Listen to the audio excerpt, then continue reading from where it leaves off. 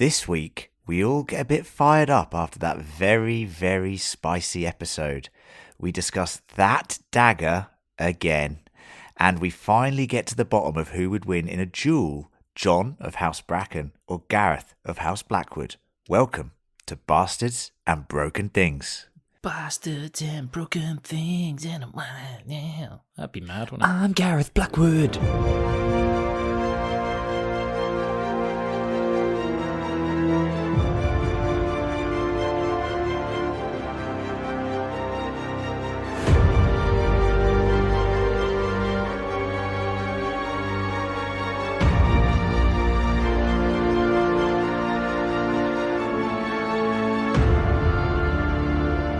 Hello and welcome to Bastards and Broken Things, a podcast covering House of the Dragon, brought to you by the lovely and very adorable Fan Critical Network. I'm joined by two of those adorable members right now. You forgot who we were for a second, didn't you? The very lovely... my fellow lord, Bronze John. Yeah. Hello there. Yeah. How are you? Yeah, good, mate.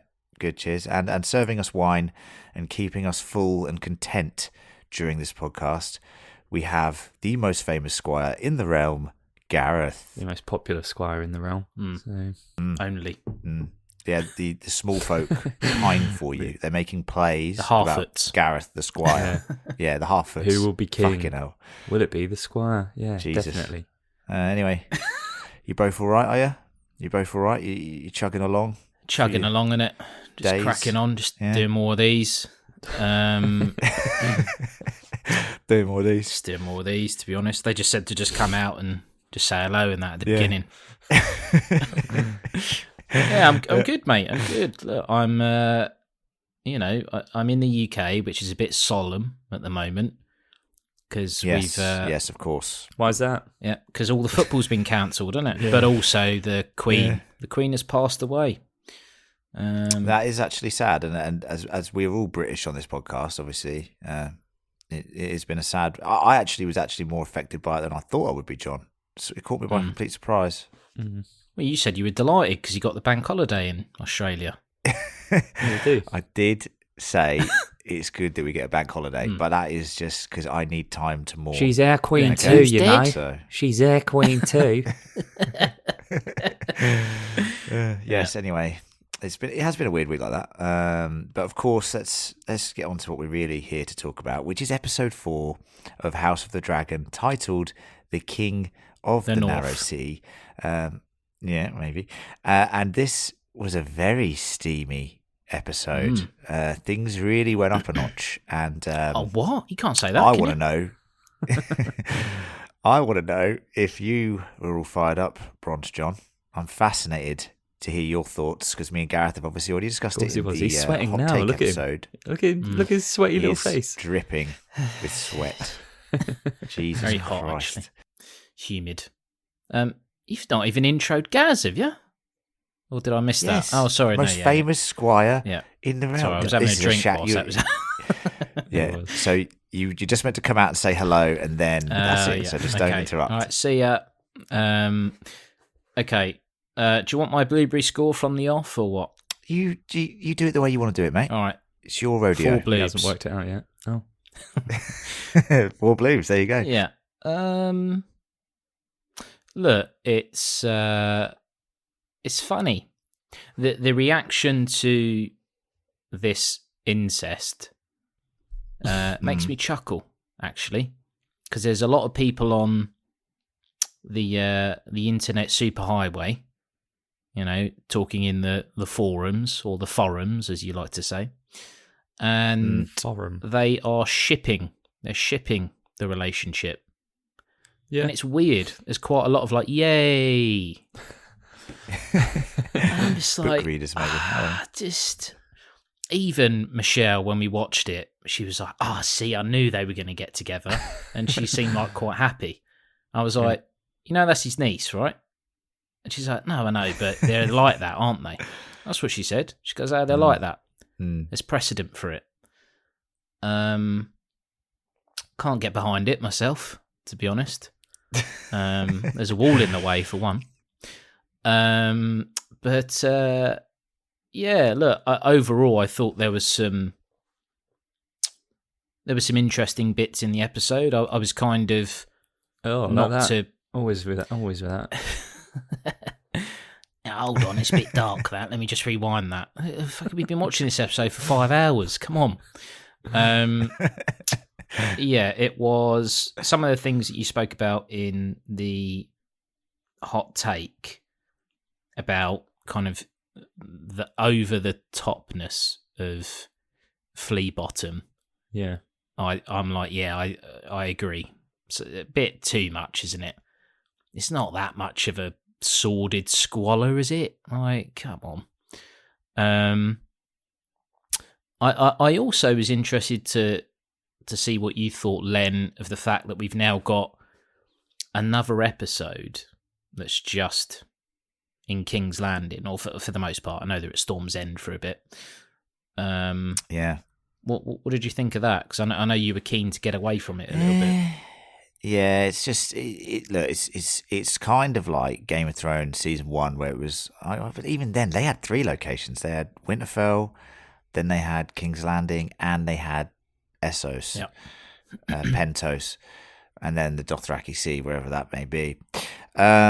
So, yeah, it is a bit stagnant, but I think this episode, more than others, had some parts of King's Landing we hadn't seen for a while or ever, like the sort of the stuff we've read about, like the secret passageways and stuff.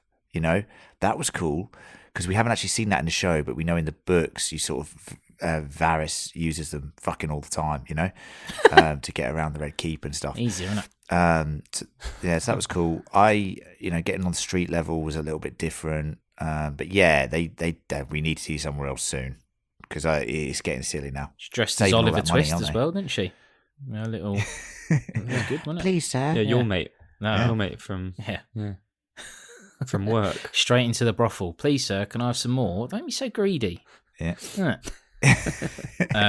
your first one first. And then... No, I enjoyed it. It's it felt like more of a cleaner Game of Thrones style episode. I thought the ending was pretty strong as well. Yeah, good ending. This is what I'm Liked it. talking about when I say Otto Hightower. He's been too sly and obvious. This is what I didn't like about him before. His reactions in this episode, as a viewer, you now sympathise with him, and it's difficult for you. You'd look at him and go, has he actually done anything wrong here? No. What's going on? No. Of course he hasn't. Well, or maybe, who knows?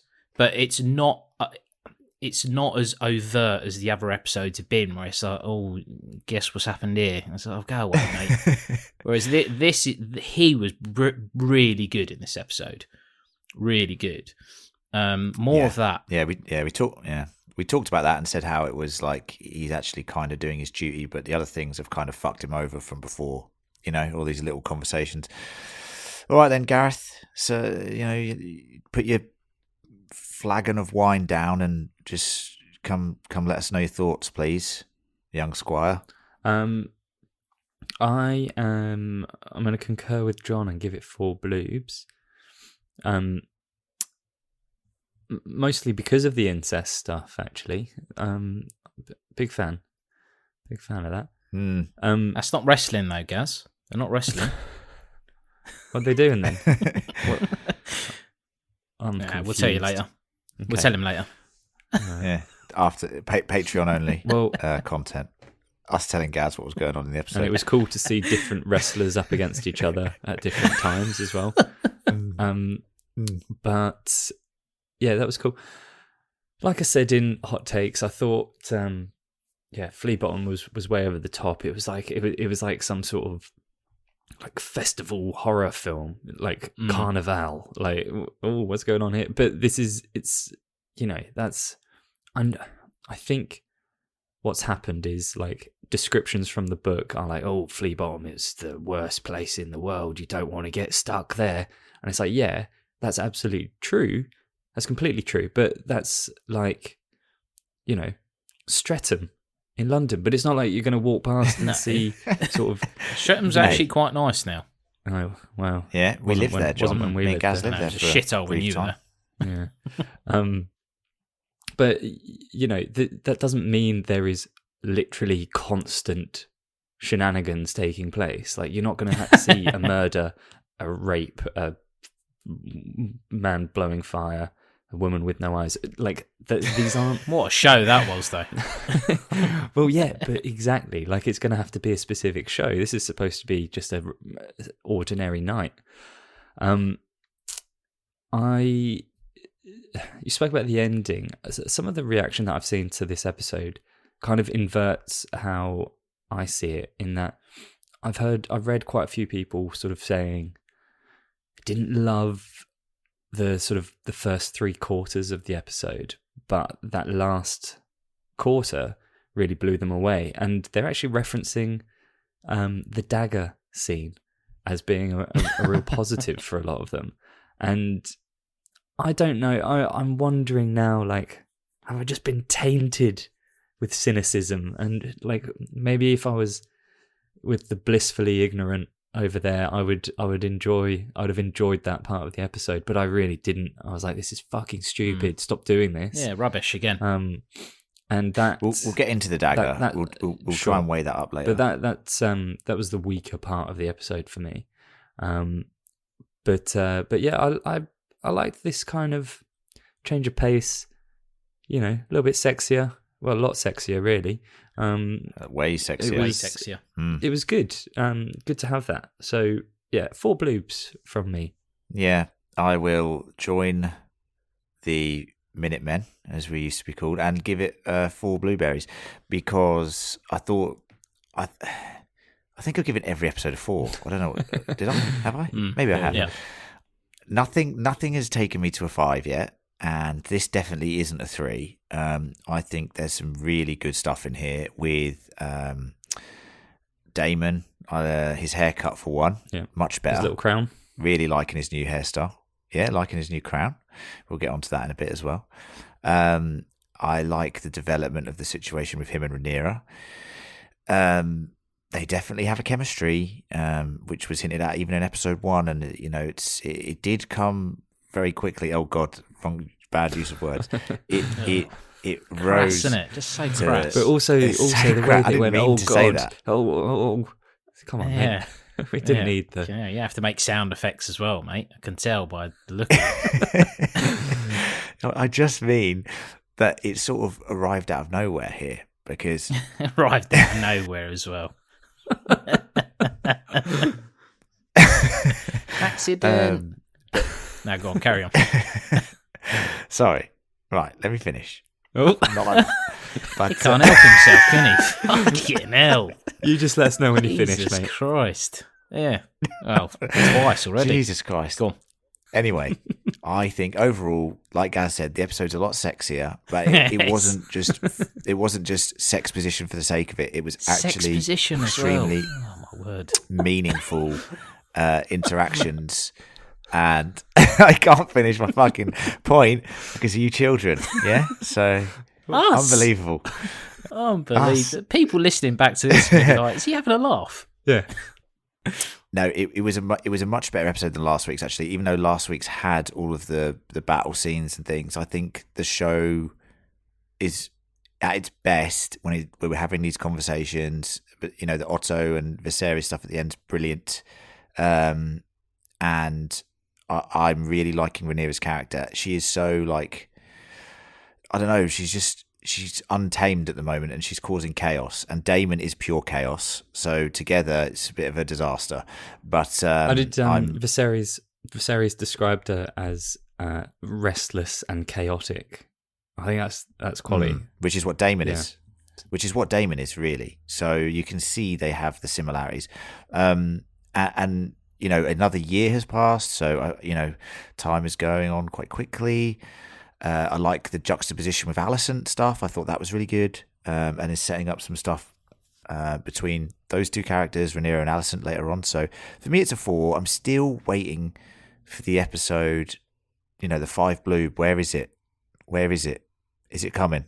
Who knows? Would you be disappointed if every episode of the season was a 4 or a 3? Would that be a disappointing season? Yes.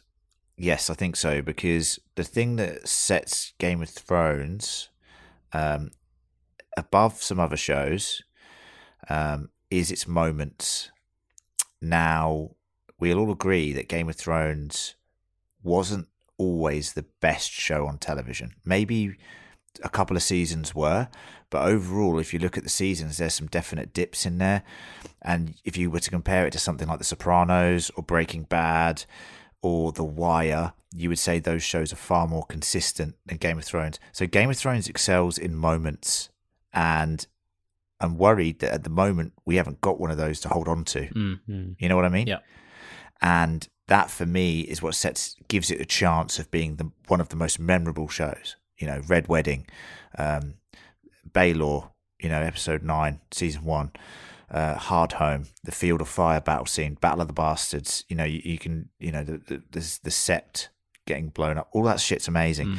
So we need a moment, and I hope it comes. Episode 9 is usually when it should happen. So we'll see how we go. But yeah, I would be disappointed, John, I have to say, because it's HBO. It's Game of Thrones. We expect some standout episodes, and there has to be one soon. They've all been very good, in my opinion, as you've seen. 4 from me across the board, and you've only gone to 3 once, John. And Gaz has gone 3 once. So that's pretty good scores, but we just need that moment to really catch a. I was waiting for you to try and work out what the average score was there. My brain was ticking like, can't figure it out. All right, let's have a quick little advert and then we'll jump into the plot.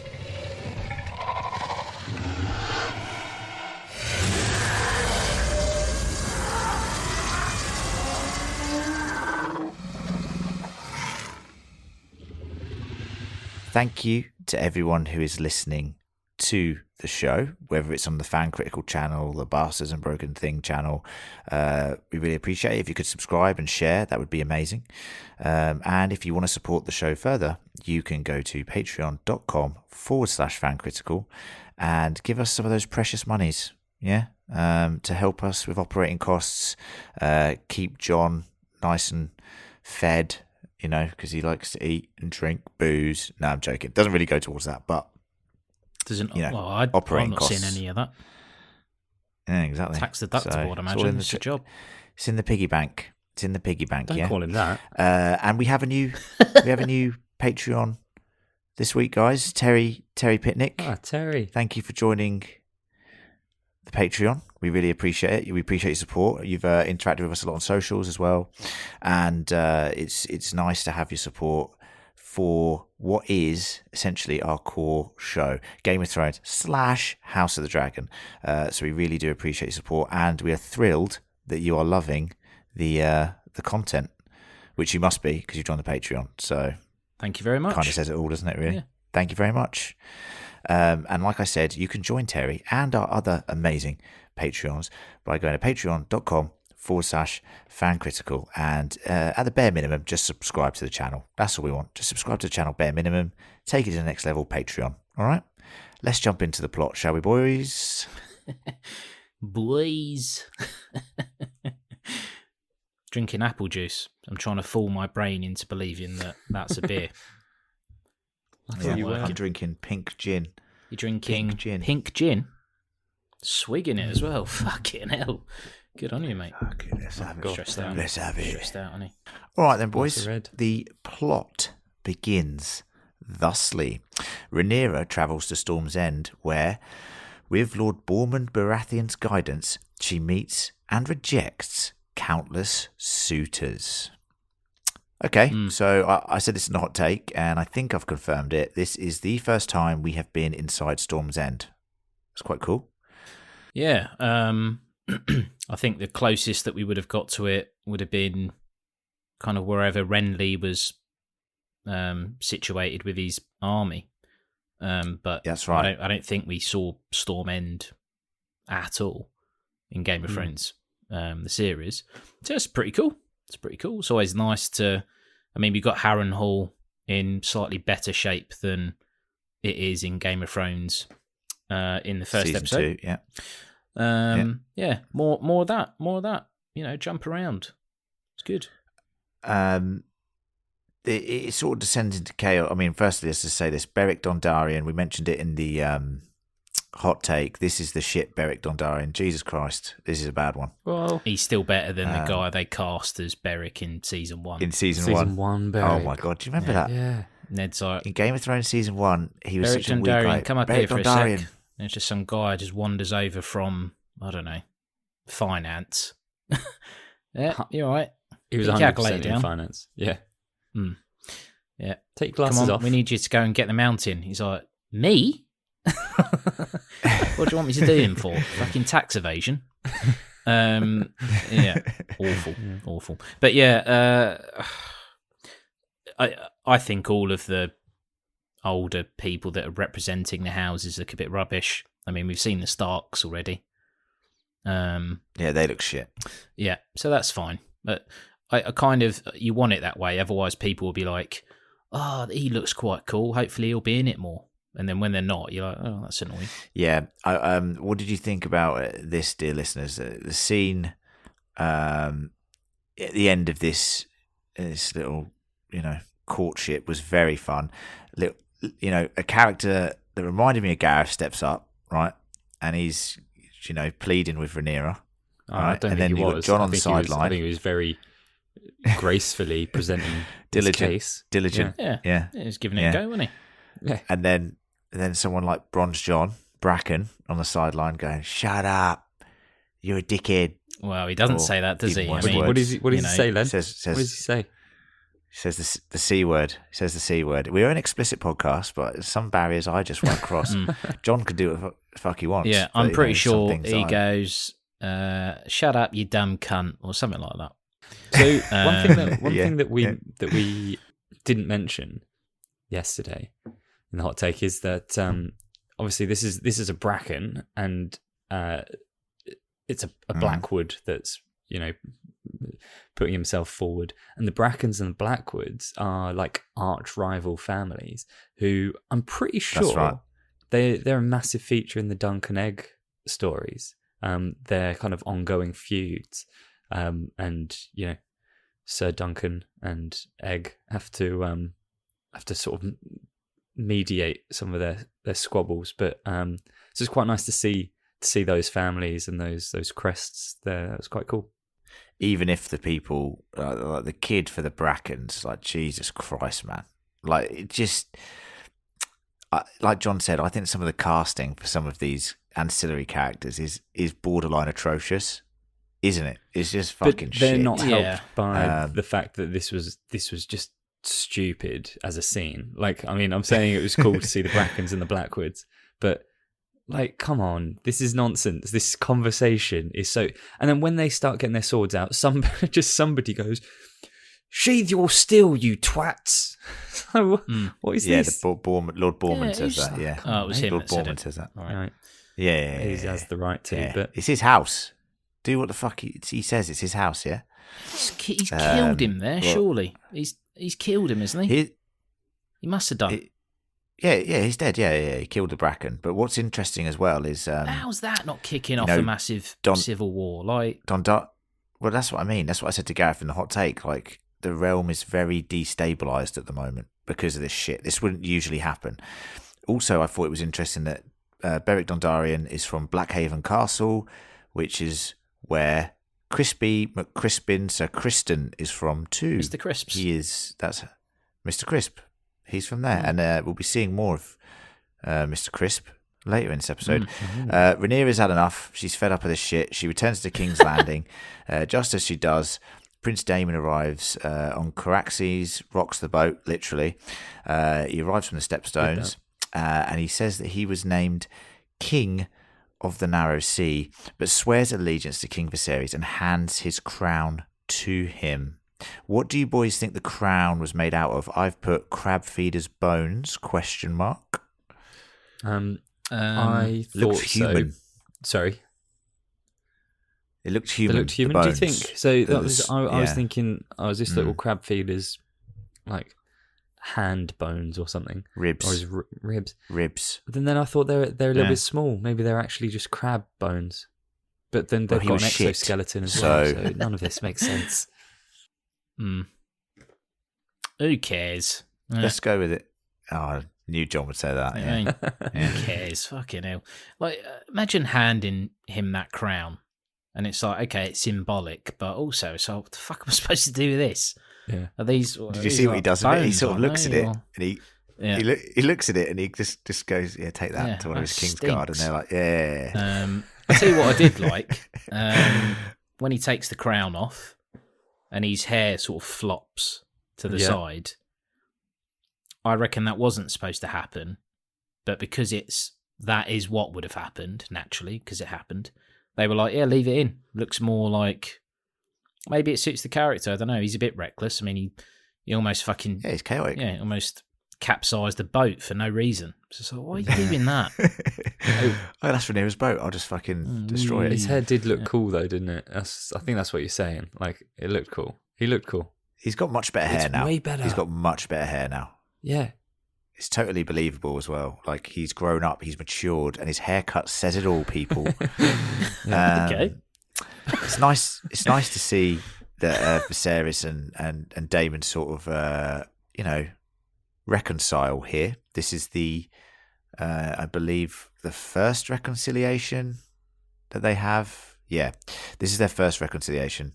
There might be more.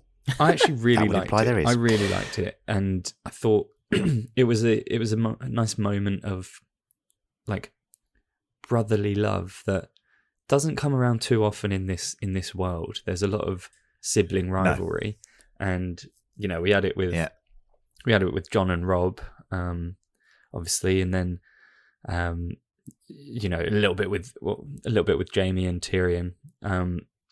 But aside from that, it's like everybody fucking hates their siblings, or loves them too much, And this was nice to see a good balance. Yeah. Happy medium. Happy medium.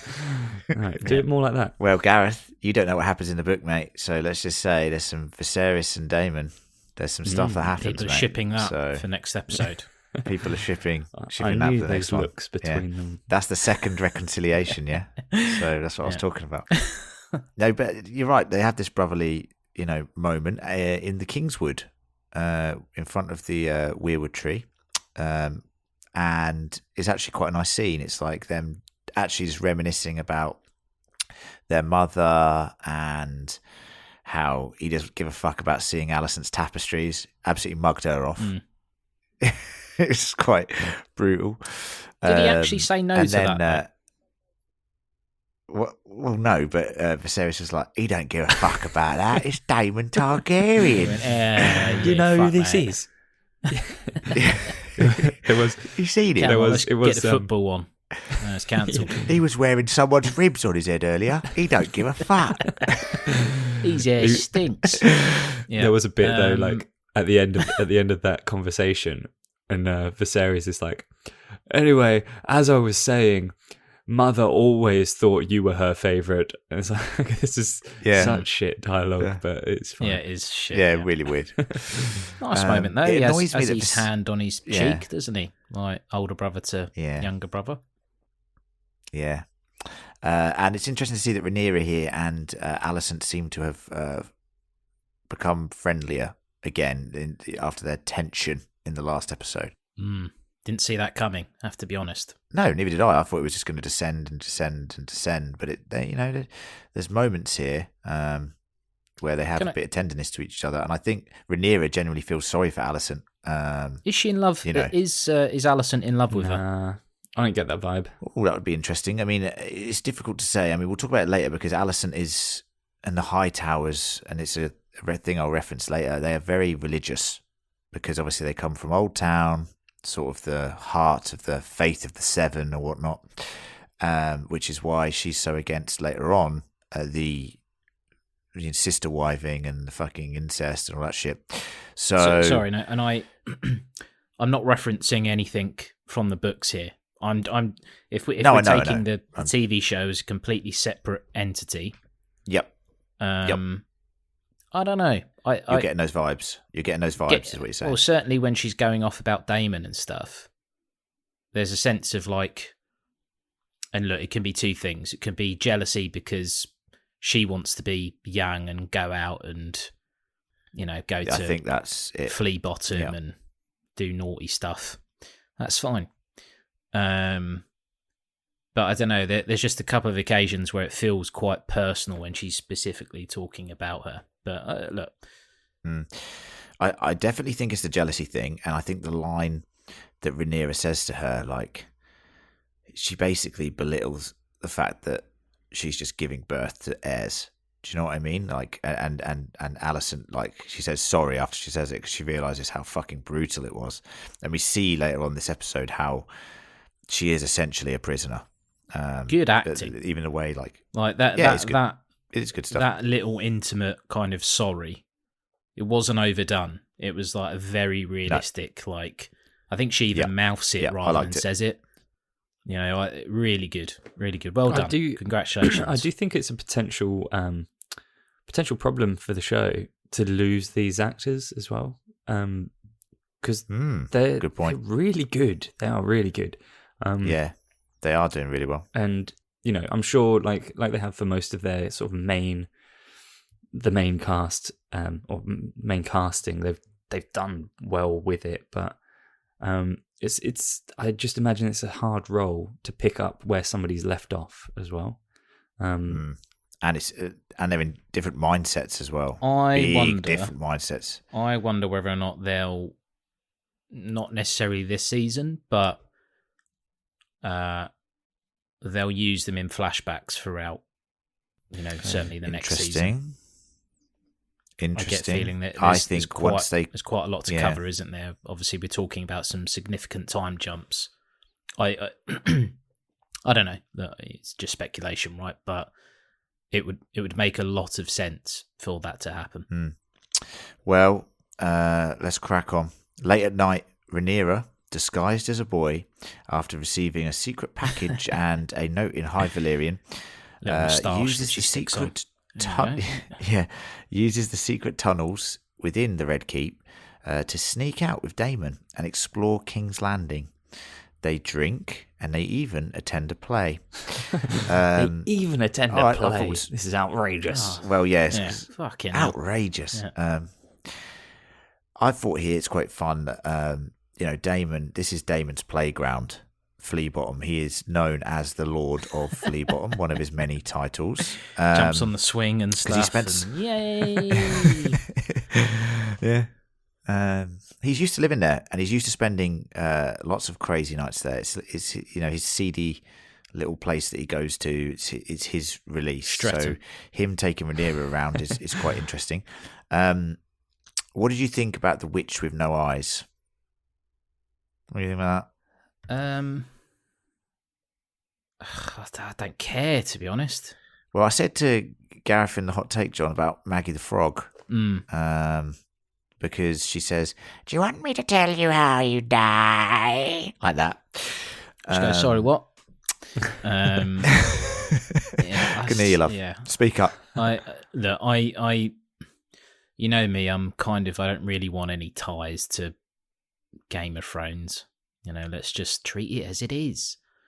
And I did say in the hot take as well, like that'd be a fascinating story. So don't have time for that, unfortunately. So that's a little tidbit for the future, dear listeners.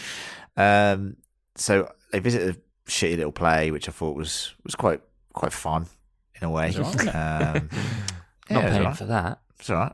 Yeah. Yeah, I think it's free, Gareth. I think it's free. I think they give like tips afterwards or something. That's right. Optional. Give up acting. There you go. There's a tip. See you later. They end up visiting a brothel or a pleasure house, and Daemon seduces a willing Rhaenyra, but unable. And this is my interpretation. And tell me if I'm wrong. So there's two options. He either stops himself or he's got performance issues. And I think it's performance issues. Genuinely. Yeah.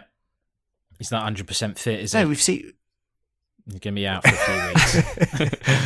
Yeah, give him a few weeks of rest. He's just had the battle at the Stepstones. Yeah. He's injured after that. Booked in for a scan next week, but no. But remember, he was shagging Myceria in episode 1, and he just couldn't couldn't get it going. Yes, that is true. Yeah, he couldn't get it going, could he? And she was like, "Do you want me to bring in those actors from across the street?" He's like, "Definitely not. They're not going to help, are they?" Yeah, I mean that's the suggestion, isn't it? I think there's a third option though. Oh yeah, third option, which is that everything he's doing is actually super calculated, and like he wants to. Super spicy. He wants to be this. He wants to kind of get Rhaenyra to that point, and and leave her. And he wants to cause chaos. That's my vibe. But Littlefinger vibes with the chaos sort of shit. Yeah, like just I don't think they showed it on camera, but maybe. Yeah. Some of it. No, you're thinking of the king. This is the thing. There's no fingers. Yeah, not a fun night out. There's no way that he could know what she would do next. So it is blind. It's a blind play. He's just like fucking going. Okay, that's if a witch, that is calculated. I knew you were going to say. But yeah, I like that, Gareth. I like the fact that you think he's just he's come back to the Red Keep just to cause mayhem for like one night and then fuck off again. Very interesting. Back for one night only. And he does. For one night only. It does get Rhaenyra fired up, because as soon as she gets back to the Red Keep, she entices Crispin Cole into the room and she steals his helmet. A little trickster. That's one way of putting it. So, what do you think about that then?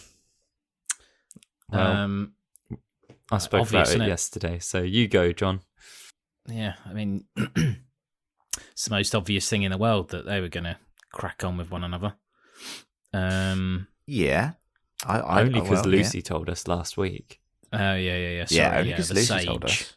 There's going to be dragons in this. Maggie, Lucy the frog. Yeah. Lucy. I feel a little bit sorry for him, I have to say. I feel a little bit sorry for him. I feel sorry for him. Yeah. I feel sorry for him. Yeah. I'll tell you what. I sort of felt sorry for me as well, because I was sitting there and I was like, can this fucking scene hurry up? Like, nah, it was tender. It was nice, bro. It doesn't have to be. Fucking went on for ages. Like, I would never be a knight if it took me fucking 20 minutes to take my clothes off for sex. Like, Jesus Christ, man. Yeah. When you shop at a Walmart Vision Center, you get it. You know that you'll spend a little less on stylish glasses for the whole family. Welcome to the Vision Center. Let me know if you need help finding the perfect frames. Hey, Mom, you were right. These glasses are cool. Hon, they take our insurance. That means Papa's getting a new pair, too. Whoa, glasses start at just $39. Next stop, groceries. So you can get a little more of what you need. Find a Vision Center near you. Save money, live better. Walmart. Some people don't understand why you've already busted out the sweaters. They may raise a brow at keeping scarecrows out year-round, but you just go ahead. Let them stare, because you eat, sleep, and drink pumpkin at Dunkin'. So sip your classic spiced and iced $3 medium pumpkin spice signature latte, or try the bold pumpkin cream cold brew, an ultra-smooth brew topped with pumpkin cream cold foam. Also $3 for a medium. All so you can fall harder. America runs on Dunkin'. Participation may vary. Limited time offer. Terms apply. Too long. If that's too long, I feel bad for Michelle. Well, to take your clothes off. What the fuck do you wear to bed, mate? You have to do a little dance. That's part of it. Yeah. I've seen it. It's very arousing. And the dance.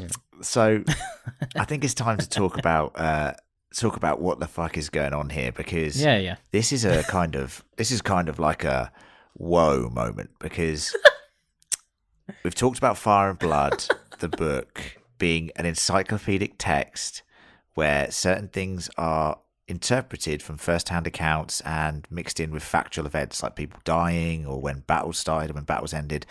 And this has finally, in some ways, fallen down on a certain path that was told by Mushroom, the court jester, who is in Fire and Blood and is not in the show because he's like a dwarf jester character. So they just didn't want to cast That's him. why. No. Well, why he's not in it. I'll tell you what, it's interesting they haven't kept him in it. And Hello, Peter Dinklage speaking.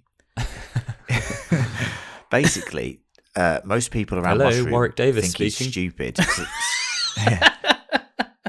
You're right, Warwick. Have you got Peter's number? So most people think that he's stupid, so they just say whatever they want to say in front of each other, in front of him. Sorry. So basically, they don't care about what he is, and his details are always the most sordid and disgusting version of events. So what actually happens in the book here is it's believed that Rhanerya came on to Kristen, and that basically he turns her down, and this starts a huge rift between them. But Mushroom's tale of events is that Damon was sort of giving Rhanerya kissing lessons for multiple nights and teaching her how to woo Kristen in the bedroom. And then she advances on Kristen, also gets rejected, right? So the fact that it actually happened in the show and they did have sex is extremely interesting because it gives this whole new context to those events. And Mushroom was kind of right in a way. So I think it's interesting they've gone down the Mushroom route, don't you think, John? Yeah.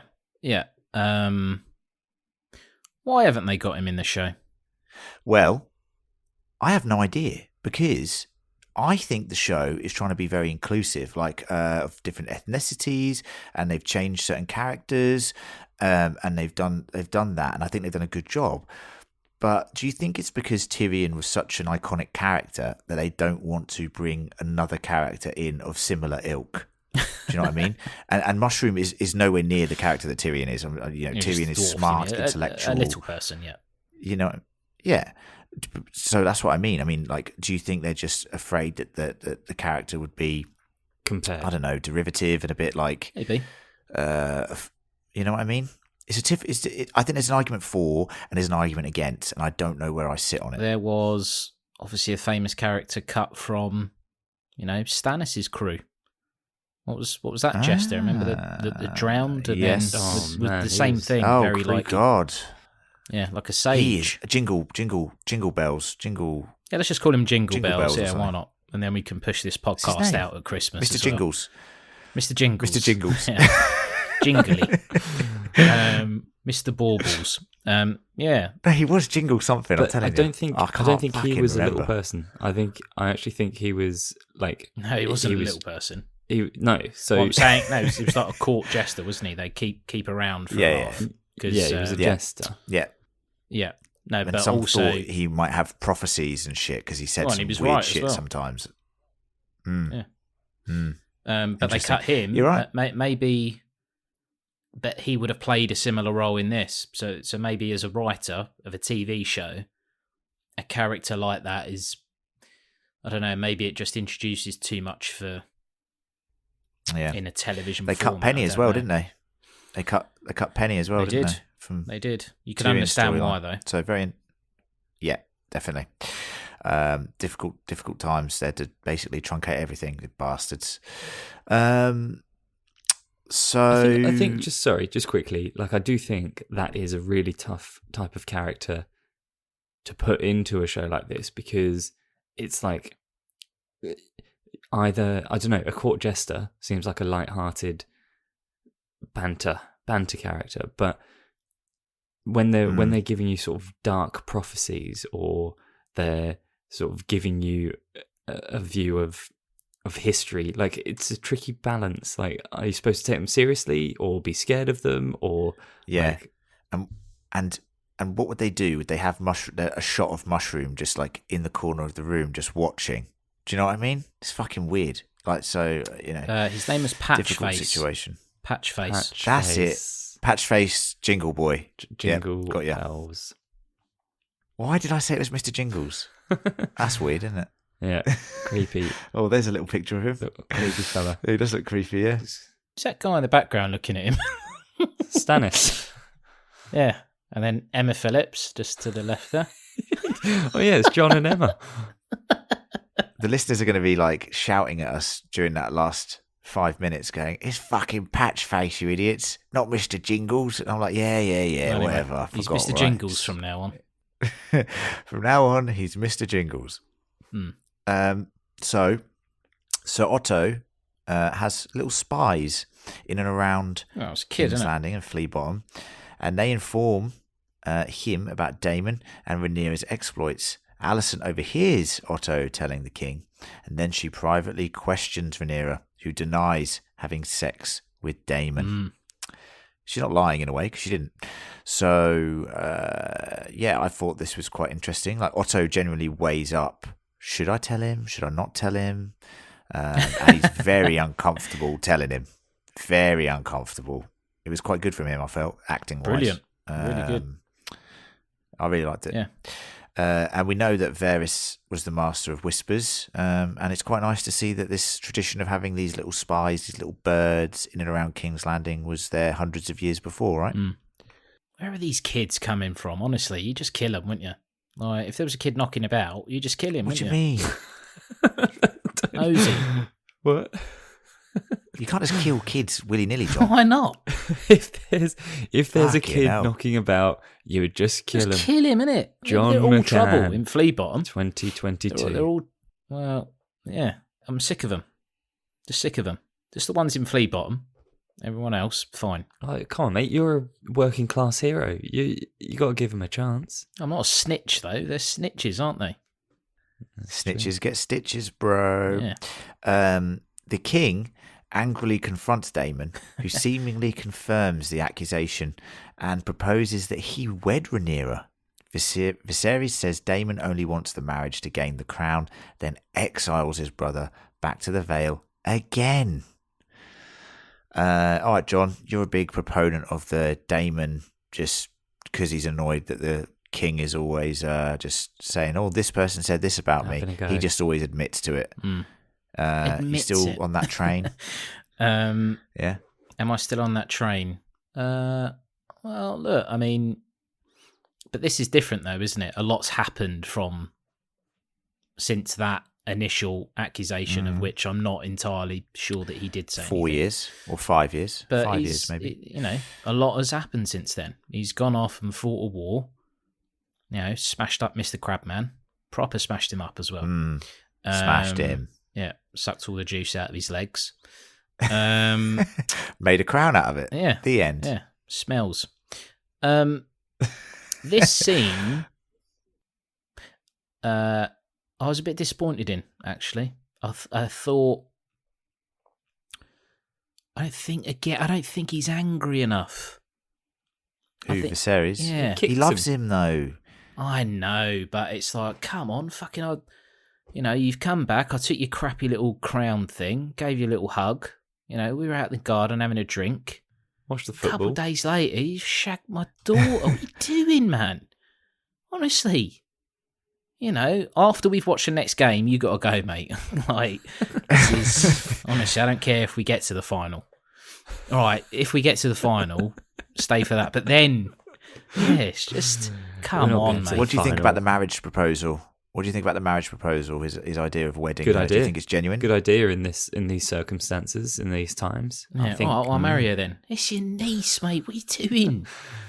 It's not a problem. What are you upset about? You know, we're dragons, yeah. When we were knocking about, we used to smash all the birds in the brothels, didn't we? In the pleasure houses, everyone was like, "Hey, here they come." The tar goes. Yeah, what's the problem, mate? That's my daughter. I've said again. This is mental. What's wrong with you, mate? Okay, John. Yeah. Can I ask you a question? That's how the scene went. This is very interesting. So, why is Viserys so against it when both his parents were brother and sister? So Balon and Alyssa Targaryen were brother and sister, and then they got married and they had Daemon and Viserys. So he's from a product of incestuous relationship. Okay. But he says, doesn't he? He turns around and he's like, you don't want my daughter, you want the crown. It's not my. Do you think it's that? not my daughter. Or do you think he lust. likes Rhaenyra? He likes Rhaenyra. He likes Rhaenyra. Well, he does. I Like think. Rhaenyra. He likes her, but he can't maintain an erection, Does can he he? love her? So, how much does he like her? You know what I mean? True. That's what I'm saying. True, mate. That's the No, barometer he that we're going on power. these days. That's what he wants. That's why he can't get an erection. It's not sex that he requires. It's he wants power. He wants to be the best. Interesting. It's coming across as a bit of a tosser this episode. I have to be honest. He is a bit of a tosser, though. That's his character. Like, he's got good No, moments but and bad moments. he's He's an 100% interesting tosser character. in this episode. I quite like 60% tosser. Let's get us thinking. Jamie Lannister style. Yeah. All right, then, Gareth. So, to avoid scandal, Viserys orders Rhaenyra to marry Ser Len Velaryon. Now, Gareth, if you don't remember, I remember. and listeners, I know. I'm just telling the listeners. No, so don't you- tell him. yeah. Don't tell him. They got to Laenor- work as well. Laenor Velaryon is the one who was riding the dragon sea smoke. Going, woo, all right, Kick ass. never-ending story. Oh, Oh, dear. look at them all jumping in the What do you think bin and about- everything. It's good, isn't it?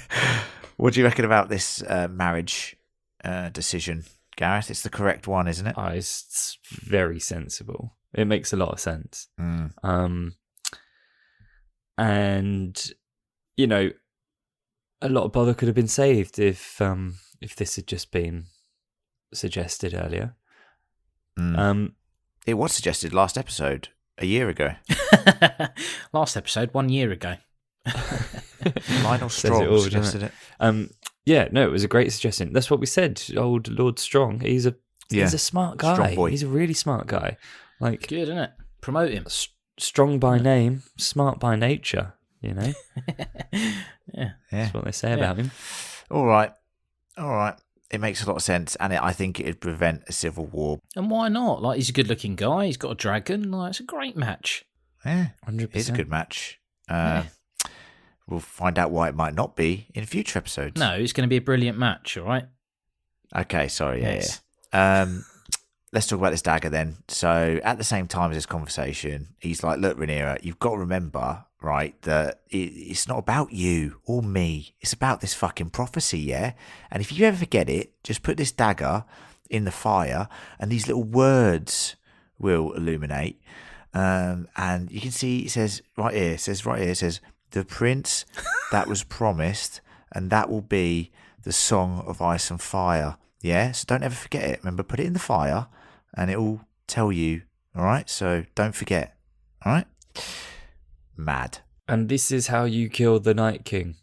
What do you think then, John? Me and Gaz talked about it in hot takes. Let you have a little say on this dagger sitch. When it came up, I zoned out a little bit because I knew I'd get annoyed otherwise. If I just deleted that whole thing, then I'd be like, yeah, excellent episode. But they keep souring it with this nonsense. Like, it doesn't matter. We're not interested in that. All right? Can we just focus on this story right now? We don't need to... We don't give a shit about the fucking dagger. All right? I guess the only way it's useful is if it's a motivation for Rhaenyra later on, but it doesn't seem like it is, like a motivation for her to like unite the realm and part of the prophecy. Anyway, let's talk about the prince that was promised prophecy, because it is actually mentioned here, which is interesting because we did say after the first episode, we said, so this is like the prince that was promised prophecy. And you will have heard it in Game of Thrones, and it's of course the same prophecy that Melisandre preaches, that of Azor Ahai, who would be born amid salt and smoke and would pull Lightbringer from the fire to defeat the darkness. Obviously, that's Lord of Light shit, but this prophecy is a Targaryen prophecy, apparently. And it's an interesting one because in a way, we all know that Dany was reborn in the fire in season 1. And Jon, of course, was also reborn. And we know that from the books, or we know from the show, that the prophecy's bollocks, it seems, because of the way that show ended. But what I will say is, in the books, it's believed that both are needed to complete the prophecy. In a way, they do in the show, but it's not right, is it? Tenuous, guys, isn't it? You know, it's tenuous at best. And although George has these, he likes to play with the misinterpretation of prophecy, which I think is really interesting, like the way that people read it, which is why you get like Reddit thread upon Reddit thread upon Reddit thread. See, now you see the way these two words link up, that means that this is going to happen. You know what I mean? And that is very interesting. But the thing I don't like about this is it makes Rhaegar just seem so pointless as a character. You know, Rhaegar is meant to be this dreamer who has this dream and this prophecy that his child will be the prince that is promised. This makes it seem that like he's just, I don't know, just been told it by the Mad King, maybe. Well, he dropped a dagger in the fire, didn't he? He was like, "Oh, what's this say?" What's this say? There is a line where it says, I think in the books, something like Rhaegar found something in his scrolls. This is someone recounting what Rhaegar did, because obviously he's dead in the books by the time you're in the books. He says he finds a scroll, and then he says, I require a sword and armor. I have to be a warrior. Warrior. And yeah, so it's like he finds this piece of information. What I do think is interesting, right, guys, is we'll talk about it again. How does this make you feel about the Mad King? Because it's mad. Burn them all. Burn them all. Yeah. Actually, like, yes, good advice. He's just been misinterpreted. I don't think it necessarily. I don't think you have to say, oh, well, Rhaegar's pointless. There's a chance that this message gets lost at some point in the next 100 very true 150 years or whatever. Like, yes. And is the Mad King necessarily going to be passing on coherent messages to Rhaegar? I don't think so. So John's suggestion of it just being in the fire isn't stupid necessarily. Maybe that does happen. And this is what's interesting. You are right, because after this civil war, maybe shit goes down and it does get lost. And he maybe rediscovers it. But that is interesting. I think the Mad King thing, like, do you think we'll get anything in the books about this in the next two books, if they ever arrive, obviously? Do you think we'll get, like, some of this told to us in those two books, Winds of Winter and Dreams of Spring? I think we would, if they get finished. I do think they would, because there's been so much foreshadowing and so many, like, so much repeating of, you know, like his final words and his final days, like that, without it ever really being explained. I think that's in the plan. And George has told them this thing, right, guys? Like, George is essentially not a showrunner, but he's they passed this stuff. This has gone through his. He's looked at the script. He's written parts of the script. So if this has come from him, we have to be getting it in a book. And I just think it's going to be so much more satisfying in a book. You know what I mean? With a bit of context. Yeah. Because right now it's just like, John's right. Unless it affects Rhaenyra's motivations in the fucking show, which I'm not seeing any signs of yet. She doesn't really care about anything at the moment. Unless it's like a driving force, you know, behind the things that she does, it doesn't make any sense telling us this information now. You know, other than like, hey, look, it's linked to the White Walkers. Yeah, it's just a nugget. It's a nugget, little nugget for everyone. Nuggy. Needless. Nuggy. No one cares. Anyway, let's move on. So the king, on Rhaenyra's, advice, decides to dismiss Otto as hand, feeling that Otto has been manipulating him for his own personal gain. What a revelation that was, eh? Oh, actually, I'm thinking about this. Your young daughter, you sending to my chambers when my wife died. That's a bit ambitious of you, wasn't it? Hey, he switched on, man. I'm telling you, people have a go at him. He switched on. Yeah. That daughter of yours, I liked the scene. She's your daughter, isn't she? Your Grace? How good was that? Oh, actually, you're a bit sly. If I think about it, you're just in it for yourself, aren't you? Let's be honest. Your Grace? No, stop saying that. You've been caught out, right? That's it. Come on, you're sacked now. I'm sorry, but I don't like to do it. So I'm going to take this little badge off you. Stay around for the game, right? But once the game's over, you've got to go. And again, I'm all right, sorry. if we do get to the final, I have got tickets already, so you can come to that. But yeah, because otherwise it's a waste. I thought it was very good that Viserys was like talking about his father and how his father died. Like Balon was meant to be king. It was Jaehaerys decided that Balon was going to be king, and he was this great Balon the Brave, I think it was, a very great warrior, and he died like Robert at a hunt of a burst belly. And I beg your pardon? they talk about how different sort of burst belly, like not burst by a ball. And they no, but they talk about how that event obviously is started off this chain reaction. It started off the Great Council, which needed to decide who was the next heir, and all this stuff that happened. And Viserys is now king. Now, it was interesting to get the Robert parallels, but it was also nice to get information on Balon, and we find out that Balon was the dragon rider of Vhagar. And as we all remember, Vhagar's been AWOL for a little while. Do you reckon he's coming back? Yes. Yes. John's nodding. Everyone. Yes. He's forgotten this is an audio format. Just nodding away. Yeah. No, but I thought that was cool information, right, guys? Do you think that was cool information? All this stuff about... I like the way that Viserys says it, like 5 days. Can I ask you? 5 days. Do you reckon you were the second most powerful person in the realm? Do you reckon there's an implication? I mean, there is a possible implication that Otto is responsible for Baelor's death. Like, well, that's implied, isn't it? Surely, though, Viserys would do a little bit more than just take his little badge away if he genuinely thought that. I don't think he genuinely thinks it, but it is a coincidental thing. He's like, well, you went from just some guy to within 5 days, you were the second most powerful man in the realm. And he's been warned about Otto by Daemon and Rhaenyra now. And it's all there to see for him. He's like John said, he's smart. He's figured it out, on his own. Hold on. Okay, so Let me overthink it.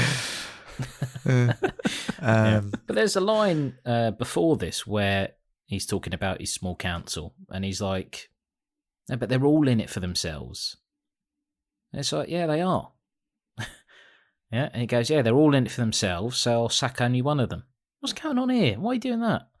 Yeah, unfair, to be honest. If he took him to, court, wrongful dismissal, yeah, get a fucking fortune. Get Beric Dondarrion from season 1 back. He'll represent you. From finance, No, we're gonna have to seize your dragons, mate. I'm sorry, but all right, well, you try, mate. Go on. Yeah, we'll get the bailiffs in later. So Otto's gone for a while, which is, I think, very interesting. And now this is the final scene, and there's a lot to talk about here. As a precaution, the king sends, I put precaution in quotation marks because he definitely thinks that Rhaenyra had sex with Daemon, even though he says, he believes Rhaenyra. As a precaution, the king sends Grand Maester Mellos to give Rhaenyra some moon tea.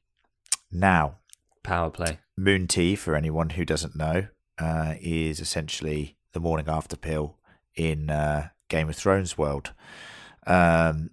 Characters throughout the books take it regularly. Thinking of characters like Cersei. Obviously, all of them in the Red Keep, basically. Just one then. he's brewing moon tea. Pycelle, he's brewing moon tea like fucking every day. He's just getting a pot ready and just brewing. Cersei. So all of the others, all of them. I'll give you more if you need them, but start with Cersei. Yeah. I'll tell you what's interesting. Does she drink it, guys? Does she drink the moon tea? It ends with a shot of her looking at it. This is what I was talking about yesterday about all these pickles everywhere, because she now pickle. is in a position where she can't tell anybody that she's got it on with Crispy, and she's saying that she hasn't had sex with her uncle, which is true. But so the tea is perfect, but she can't drink it because then it shows that to everybody else that she's had sex with her uncle. Honestly. What a pickle. I know. It's like days of our lives, isn't it? It's just like, what can you do, eh? Drama. Yeah. Yeah, if it ended with the EastEnders thing where it's like, do, that would be perfect, wouldn't it?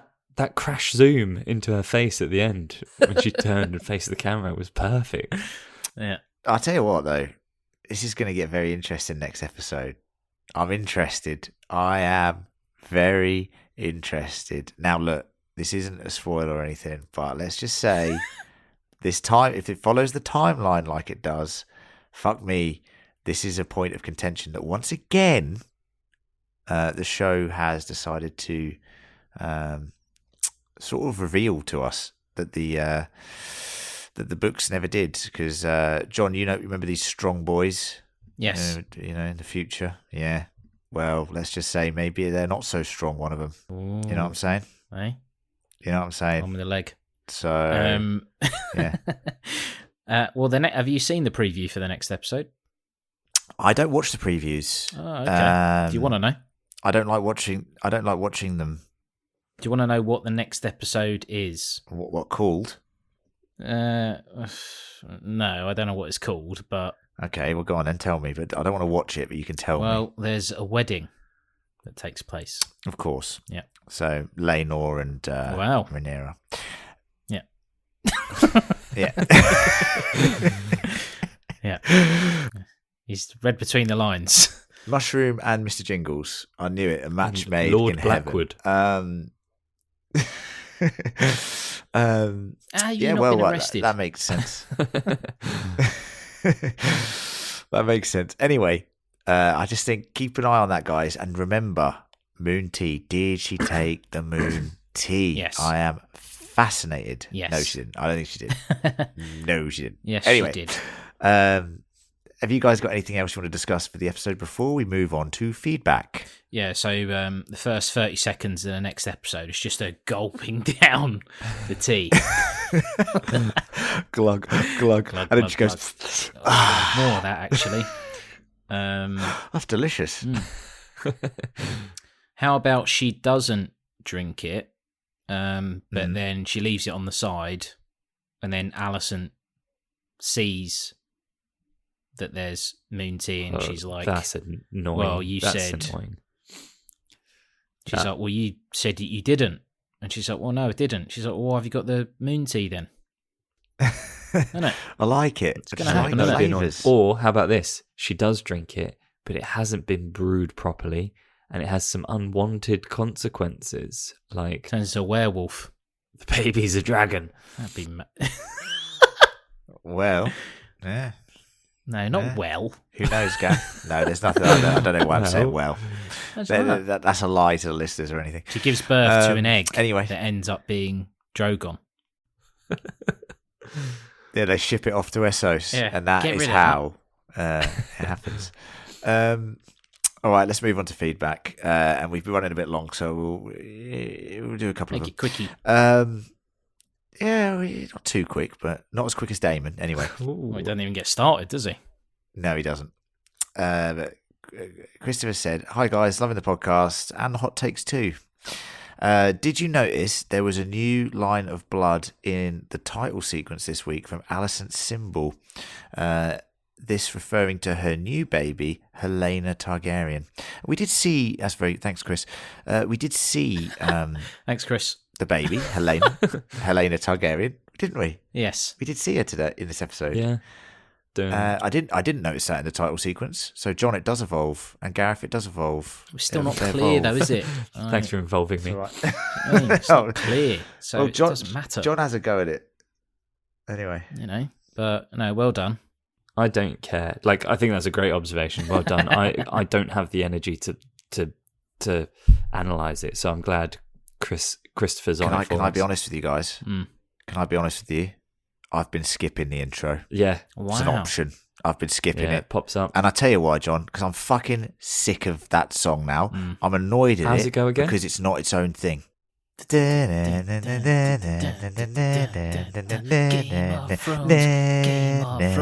of Thrones, yeah. And then just the title sequence, House of the Dragon. Yeah, that's how it should be. No, like I'm just so fed up of it. Like, Yeah. I get it. Like, you want to keep the continuation, but I'm sorry. Anyone who thinks they've done a masterstroke by keeping that title, you're deluded. You're fucking deluded. All right, they're lazy as fuck, and they should have just done a new theme song. So, all right. On that basis, End of. can we just ask Christopher just to give us regular updates on the title sequence? Yeah, you watch, Christopher. You watch it, all right? Because it's like your Netflix, Western Netflix. Yeah. We watch it so you don't have to. Slogan. We watch it so you don't have to. Chris, that is your new oath that you've taken to this podcast. You must watch it and then let us know if anything else happens. All right. Thanks, mate. Cheers, mate. Thanks for that one. Sue's in Florida. has written in Suze? and said, yeah, Suze, yeah. As in Susan. Well, I think it's Susie. Good. I'm just clarifying. Okay. Calm Weird down. clarification. Jesus Christ. Christ. Just asking. Christopher, as in Christopher. Well, was it Christopher or Chris? You know. It was Christopher. All right, just double checking. Just. All right. Well, anyway. Suze in Florida says this. Hey guys and ladies, I so enjoy your podcast. First met you via Watchmen podcast. Oh, yeah. I enjoy listening so much frequently when cleaning around the house or driving and just want something good to listen to. I have a confession. I've even listened to your podcast about a movie or show I didn't even see. I just missed you all after Watchmen. That excellent show ended. I'm thrilled you're all over Dance of Dragons. Or House of the Dragon. It is the Dance of Dragons. Yeah. That is the civil war that's about to happen. So you're right. That's lovely. And do you know what's funny? This feedback gets read out on the episode that is just the Minutemen from the Watchmen podcast. What a coincidence that is. Lovely little coincidence. God, we missed that show, don't we? Yes. Good show, that. Yes. Bring it back for us and for Suze. How many Five Bloob episodes in that there was first like- season? there was Just like 4? superb, wasn't it? It's so good. Superb. It was absolutely superb. But if no one has seen The Watchmen, go watch it. HBO show as well. And then Listen you to can us. listen to the Watchmen Watchers and or the podcasts are also on Fan Critical channel. So please do check them out. But thanks for that, Suze, making us think of Watchmen times. Beth has also written in and said Panico. she's watching House of the Dragon. Yeah, Panico, yeah.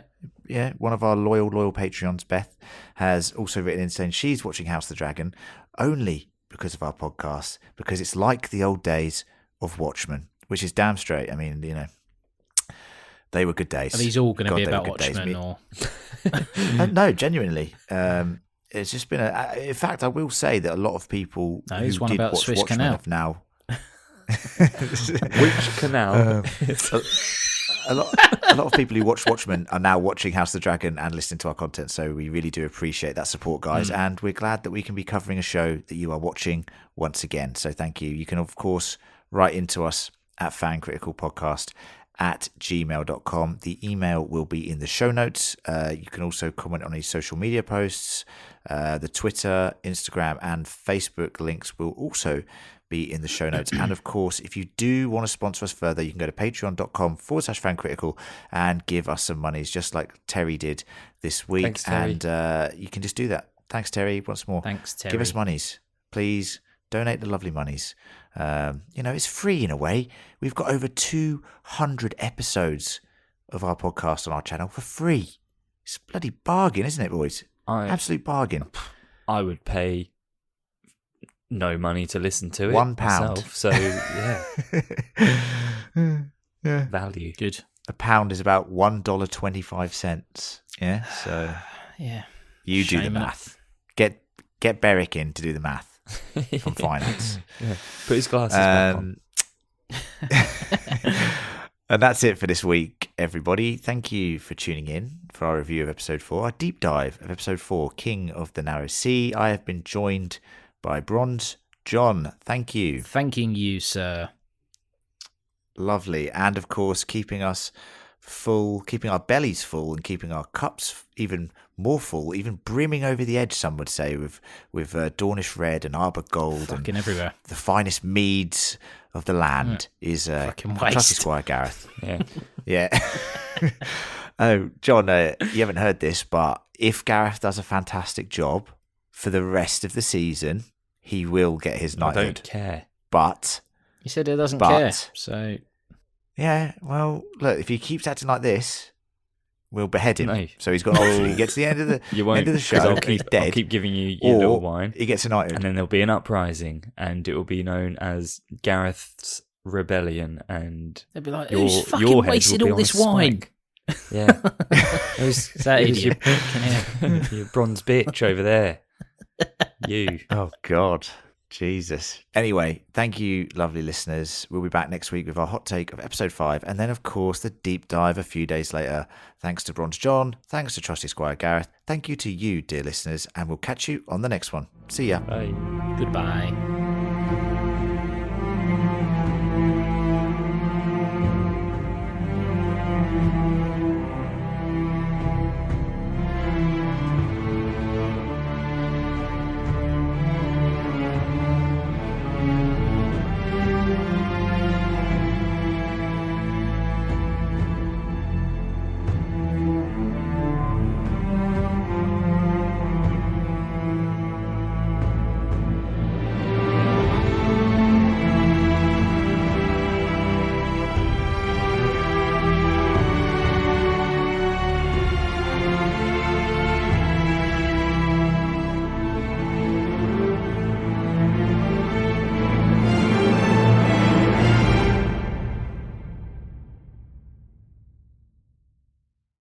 When you shop at a Walmart Vision Center, you get it.